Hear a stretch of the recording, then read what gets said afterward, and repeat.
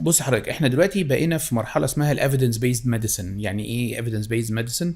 يعني احنا في عصر ما ينفعش المعلومه اللي تتقال ما يبقاش وراها علم او دليل علمي للي بيتقال. مظبوط. فبالتالي التغذيه مهمه جدا جدا عشان يحافظ على قوه البني ادم واستجابته للعلاج وحياته اليوميه تمارس بشكل طبيعي حتى مع العلاج بمضاعفاته. لكن ان انا اقول ان فقط التغذيه العلاجيه ده مش مظبوط.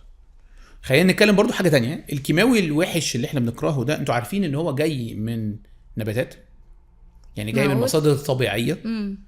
خلاص. فبالتالي لا، ما عندناش علم. يبقى طالما ما عندناش evidence او علم يبقى الكلام ده مش مظبوط. لكن ده مش تقليل من النيوتريشن، بالعكس. مظبوط.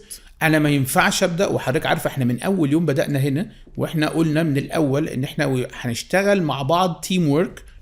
المريض انا ههتم بالعلاج الكيماوي المقرف بتاعه ده، بس في نفس الوقت النيوتريشن على حضرتك، لان احنا دي مظبوط. فيري امبورتنت. لان ده بيحسن وبيعزز المناعه، مظبوط. بيقلل الانيميا اللي عمالين بنقابلها طول النهار مع الادويه بتاعتنا وعلاجاتنا. مظبوط. مظبوط. والمود طبعا والهيلث والسايكولوجيكال هيلث كمان improved.